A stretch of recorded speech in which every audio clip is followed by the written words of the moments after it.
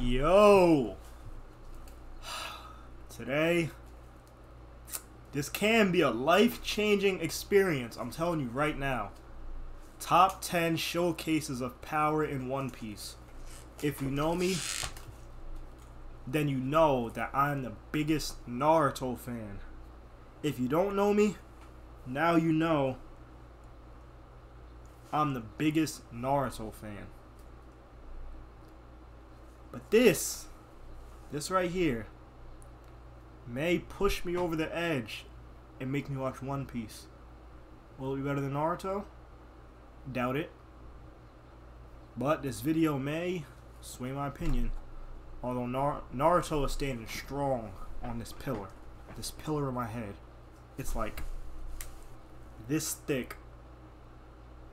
No, like this thick. This tall. Top 10 showcases of power in One Piece.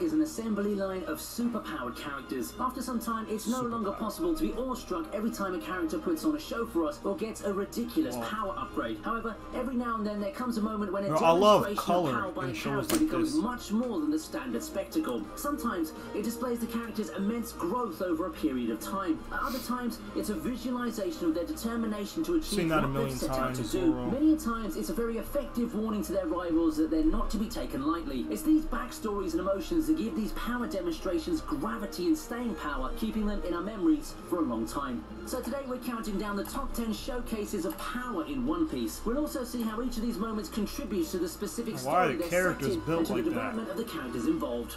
Let's get started. Built like a huge pile of slop. 10. Law cuts Punk Hazard. By the way, I know this is kind of spoilers for myself, but if I'm being 100% honest, I'm not going to remember a single fight from this video if I ever watch One Piece. At number 10, we have with how many episodes? Over 1,000 episodes, I'm not going to remember one of these showcases of Death power. himself, Trafalgar Law, cutting both Virgo and Punk Hazard into I don't even know who these people are. I'm just here to analyze. See if this is worth my time. Just how terrifying and mysterious Law's abilities are. For one, he's able to cut down Virgo while the latter's body is entirely clad in black armament haki. This type of haki, as you may already know, hardens the user's body, turning it into an indestructible armor that can't easily be damaged. But Law not only splits the haki-protected Virgo into two, he slices apart the entire island, dealing a body blow to his arch-nemesis Doffy. And he does this cut an seemingly entire without island. using any armament haki himself. This scene perfectly captures the silent menace of Law's mysterious power, making the captain of the Islands an A-class threat for the rest of the series.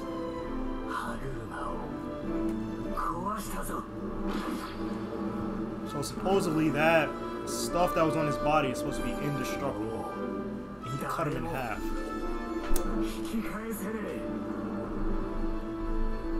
I like power like that, like crazy stuff.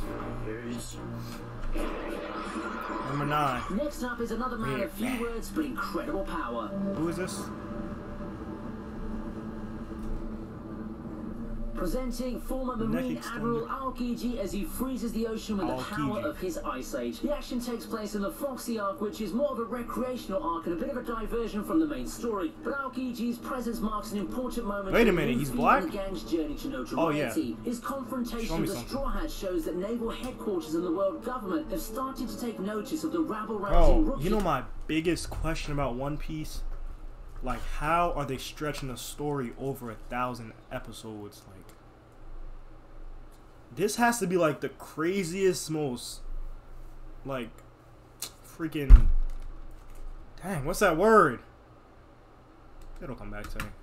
Isn't the threat plot twisting story ever that they might one day present. It also shows that the Admiral is a man of great foresight, despite appearing to be lazy on the surface, laid back and non-threatening. It doesn't matter that Aokiji uses his devil fruit powers for good rather than combat. I could be 100% wrong about this, but One Piece, it looks like too cartoony for me. Like, you know what I'm saying? Like what is this?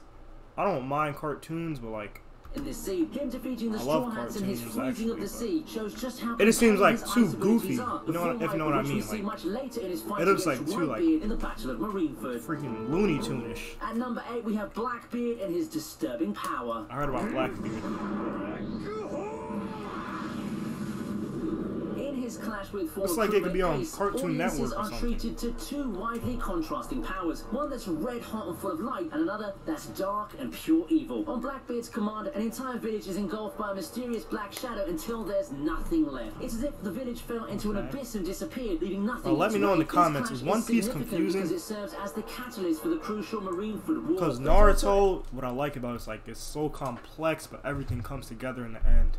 A showcase of so Blackbeard's beautiful. terrifying abilities, which, as he admits himself, are the most evil amongst the Devil Fruit powers. And we agree that his scheme betrayal against his crew and committed murder to acquire this power shows how despicable he really is. That he chooses to target a village of innocent people rather than his opponent in testimony shows how low he can stoop. When it comes to One Piece villains, and there are plenty of them, perhaps none are as hateful as Blackbeard.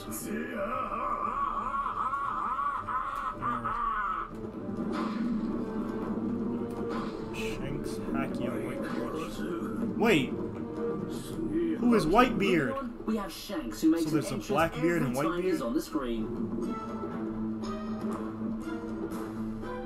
Nah, you know what I seen? What was it, bro? It was like a compilation of like craziest One Piece moment, something like it was on TikTok or something. He stopped his sword with like a dagger or something. No, it wasn't. He like stopped it with his finger or something.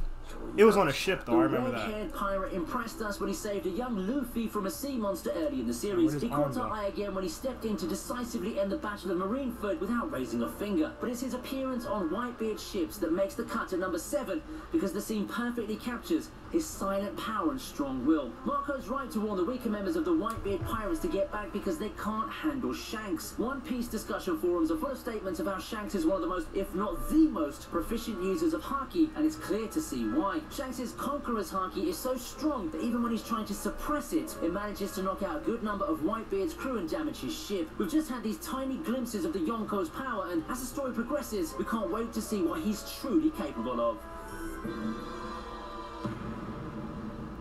We got a strong guy. Who is this? See what I mean by like cartoon? He looks like Chowder. Contender. Coming in at number 6 is Kizaru treating the supernovas like a bunch of rowdy kids who need a lesson in good behavior. The Sabaody arc is Kizaru's arc. You know what would make me watch One Piece? If there's like darker moments, like Naruto. Like I love those like dark scenes, like after Asuma died, and it was like just raining all the rest of the episode. It was like raining and dark in the village, and like the candles and stuff. That's what I like. Considering how much trouble he causes the notorious gang of rookie pirates. Hell, he even manages to force the Straw Hats to take a 2-year sabbatical, but it's his dismantling of X-Drake, Basil Hawkins, Scratchman Apu, and U-Rouge that opens our eyes to what a big threat the Marine Admiral really is. The 4 pirates are in no way weaklings, but Kizaru makes them look toothless and incompetent. If there's ever been a one-sided fight, then this is it. The super-fast Marine never gives even one of the 4 pirates a chance to land a hit on him. However, he lands one fatal blow. You know what I can't do? I can't say that One Piece is mid because I never watched it before. Like, I hate when people do that. Like, they say something's trash and they never watched it. After another, with how I can't do that. I just could say, all I like to talk about is from the looks of it. To apprehend a gang of dangerous outlaws.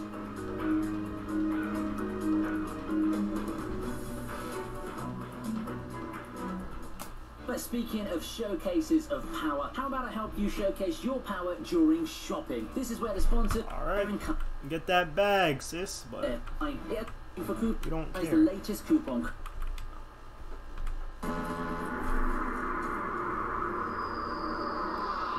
Luffy uses Conqueror's Haki.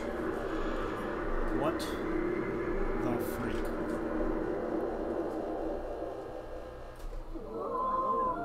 It's another one versus many fight at number 5, only it's way, way bigger.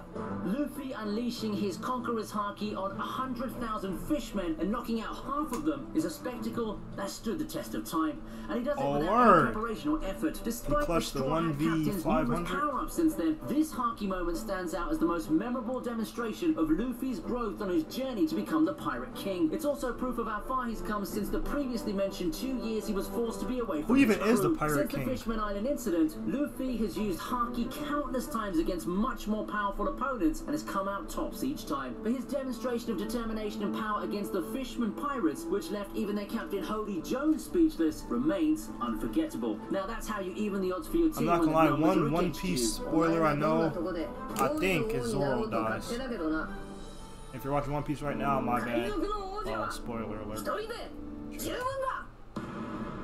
I'm assuming you already watched One Piece though. This video is literally top 10 showcases of power. I'm watching it to hopefully get me into it. I'm not gonna lie, I like it so far, but it just looks like too happy and the action's heating up in the Wano arc, and we can't wait for the final showdown between these two adversaries. But from what we've seen so far, Kaido might just be the wall that Luffy fails to scale, despite the latter's obvious talent of turning the tide of any fight and putting off victory from the jaws of defeat. Kaido seems much too strong an opponent for the captain of the Straw Hats, so it looks like an unequal fight. Despite the beating he takes early on in their clash, the Yonko manages to shut Luffy down for good with just one shot of his Thunder Bagua. And let's not forget that Kaido is drunk at this moment while Luffy's in his 4th gear form. Again, we can't help but wonder if Luffy has it in him at his current strength to take down this monster. We're guessing that Luffy will need all the help he can get, and perhaps even a monumental power-up if he's to defeat the commander of the Beast Pirates.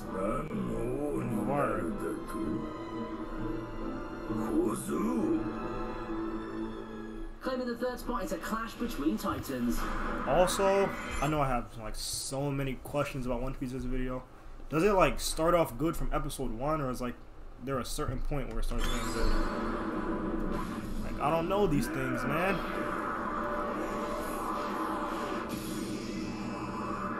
The meeting between Goldie Roger and Whitebeard, which comes during a flashback scene in the Wano arc, is the stuff of legend. And that's all the reason we need to place this power showcase this high on our list. That's not to say the action disappoints though, far from it. The Conqueror's Haki clash that unfolds when the 2 pirate swords clash is one for the books. The joy and excitement on the 2 men's faces speaks volumes of their fierce rivalry and mutual respect. Roger and Whitebeard might not be main characters in One Piece, but they've always been inspirational figures whose names have been revered and repeated from the very beginning of the series. After all, one is the Pirate King and the inspiration for our main protagonist Luffy, while the other is Pirate King's power and charisma. When we finally see their epic encounter close to 1,000 episodes into the series, it's claps and cheers all the way.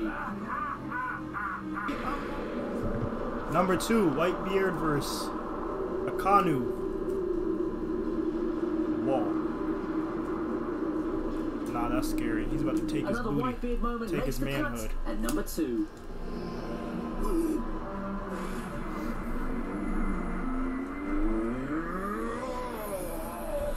This time it's his masterclass against the despicable Akainu in the Battle of Marineford. This fight's very different in tone and spirit from Whitebeard's previously mentioned encounter with Roger, which was a celebration of a legendary rival. Against the ruthless Marine who's just killed Ace and is hell-bent on killing Luffy as well, Whitebeard is the embodiment of righteous anger. That ground-shattering moment when Whitebeard drills his fist into Akainu's face is easily the highlight of the fight. The magma using Admiral deserves every bit of the relentless punishment that Whitebeard hands out to him like a vengeful god. The elements of grief, sorrow, and fury make this an epic demonstration of power. God deserves every bit of the relentless punishment that Whitebeard hands out to him like a vengeful god. See, I like this scene right here. Sorrow and fury make this an epic demonstration of power. I want to feel some emotion. Naruto kept my emotions up.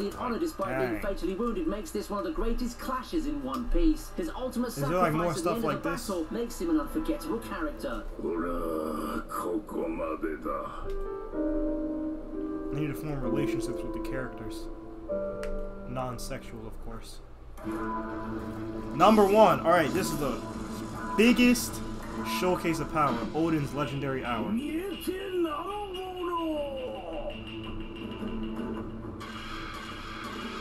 And that that brings us to number 1, where Gozuki Oden's 1-hour ordeal in a vat full of boiling oil is unmatched as far as power demonstrations in anime go. A leading figure of the Wano arc and the catalyst for the events that are currently unfolding, Oden is a celebrated warrior and ruler of Wano whose wisecracking, lazy and brashly adventurous personality hides his incredible courage, heroism and loyalty. He's sentenced to the most painful of deaths by Kaido and Orochi, who've usurped his kingdom in his absence. But even as he's being boiled to death, Oden is such a powerful figure that he can save his retainers by placing them on a wooden plank and holding them aloft for the entire torturous hour. This incredible feat earns him the undying devotion and love of his people, the respect of future generations, and the open admiration of his enemy Kaido. A glorious death, the likes that we've not seen. Oden's final moments are a beautiful haiku that speaks not of defeat and loss, but of unparalleled bravery and sacrifice. So I'm thinking about watching One Piece, but like, it's a commitment. 1,000 episodes. Like, don't they still come up with episodes? Like, I don't know. Brings us to the end of the video. Which is your favorite showcase of power in One Piece? I'm not gonna lie, I like these last two. I like these last two. It showed some emotion, you know what I'm saying? The rest were cool. What else was there in here? Unleashes dark power. Oh yeah, you cut that dude in half. I'm not gonna lie, One Piece is looking nice, but as I said, let me know if there's like darker, like serious moments. Cause like I said again, you know what I'm saying? It looks like everybody's like always like mad happy. Naruto, if you watch Naruto, you know what I'm talking about, like the emotions and stuff. Like makes you feel sad, that type of thing. Like the dark themes. But make sure you like, share, subscribe, comment.